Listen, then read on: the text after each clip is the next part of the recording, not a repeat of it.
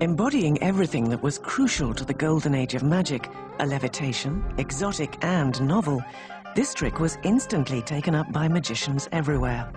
One of the many was Harry Keller's successor, the American Howard Thurston. He advertised these bizarre posters where he's supposedly in India, dressed in evening dress, and the natives are standing by in awe and shock at the superiority of this Western conjurer. Howard Thurston is one of my absolutely favorite magicians. One of the things he said is that you cannot fool an audience's heart. You can fool their eyes, but you cannot fool their heart. And the only way to really have an audience on your side was to radiate goodwill. And the only way you could actually radiate goodwill was to actually feel it. And he truly loved the people he performed for.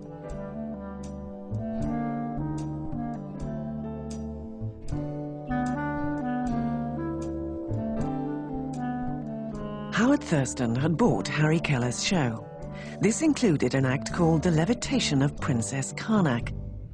Thurston went on to become America's most influential and popular magician. There's an extraordinary lineage to this levitation illusion, starting with masculine's ideas being utilized in Keller's Levitation of Princess Karnak.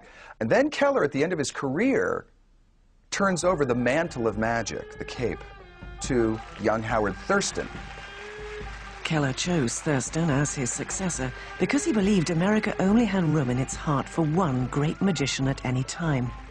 Eventually, he handed over the reins of the world's biggest magic show to his protege, showing characteristic desire to control his own legacy. This included the Princess Karnak levitation. It was a great illusion in Keller's show, but it was an unbelievable illusion in Thurston's show.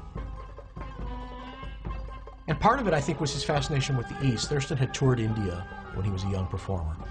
So he introduced this illusion as a mystery of India. Many, many people in his audience, certainly the children, left that day convinced that they had seen a real, live miracle. That they had seen a lady suspended in midair, a floating princess from India. And as Thurston told his audiences, if you touch the ring of the floating princess, your wish will come true. And in order to prove the point, he would have a small boy come up from the audience, and he would lift him, standing him next to the floating lady, and have him touch the ring of her. He would intone a blessing, a mysterious blessing from the East, send the boy back to his seat.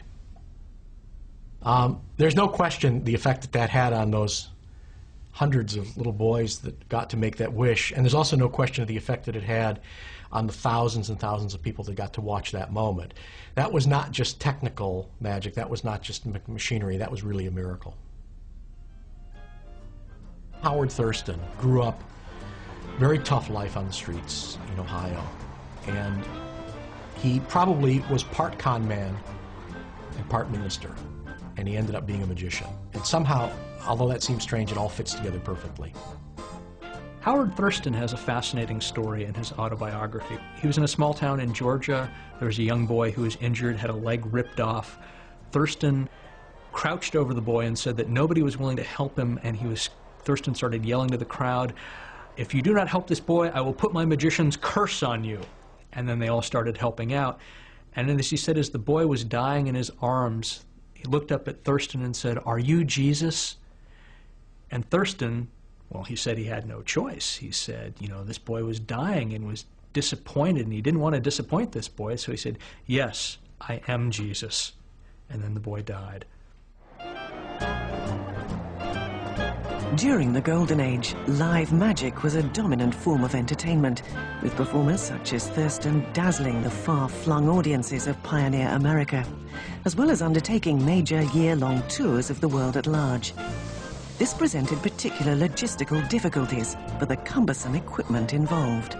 Imagine that in the late 19th, early 20th century, you live in a small town, you have no source of entertainment except for what your friends can do or your family can do. The only things you can experience are live and in person and immediate. And that is a concept that is completely lost to us at this particular point. But imagine this. You sit down in a theater and a magician comes out, and they've got incredible decorations from, they say, are Chinese or Indian or Egyptian cultures. And he starts talking to you about things that you've never seen before, and then shows you things you've never actually seen before. We have all, from birth almost, seen on TV some conjurer sawing someone in half or pulling a rabbit out of a hat. If you had never actually seen it before, and it is done before you, you've never heard about it before, it is stunning.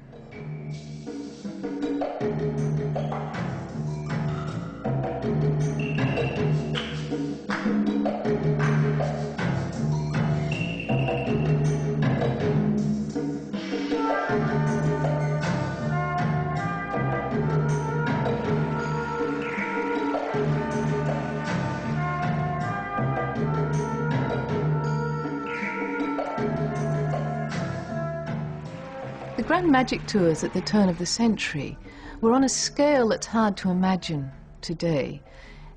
Travel was infinitely more complicated and at the same time leisurely.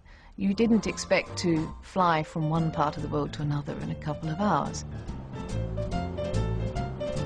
You loaded up the ship with all of your equipment and you set sail to exotic ports and locations.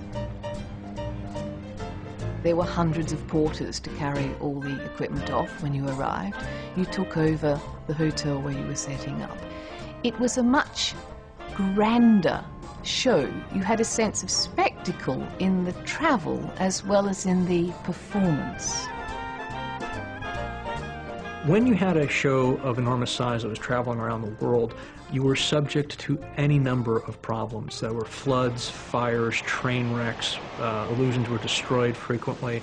Magicians have great and entertaining tales of showing up in a town and having had everything completely destroyed before, and so they had to just go on and just do close-up magic or make do with what they had. There wasn't really a lot of work in making things lightweight or easy or portable. Everything was done as it would be in an old wood shop. So if you had an effect that was made out of oak, it really was made out of oak. It was that heavy. So that when magicians toured around the world, they often had 15, 20, 30 tons of equipment. Actually, and they advertised this on their letterhead. Charles Carter's letterhead promises 30 tons of ponderous impedimentia.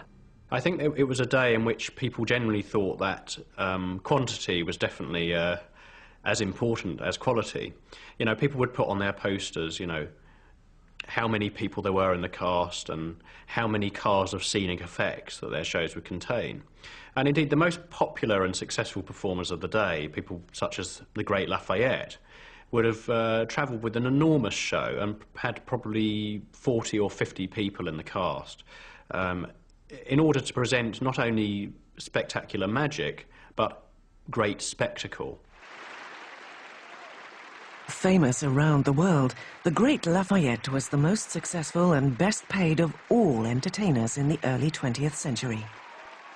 To give you an idea of Lafayette's status on the British music halls, in 1910 he was commanding a salary of something like $4,000 a week, which is more than Houdini, more than Harry Lauder, more than Marie Lloyd.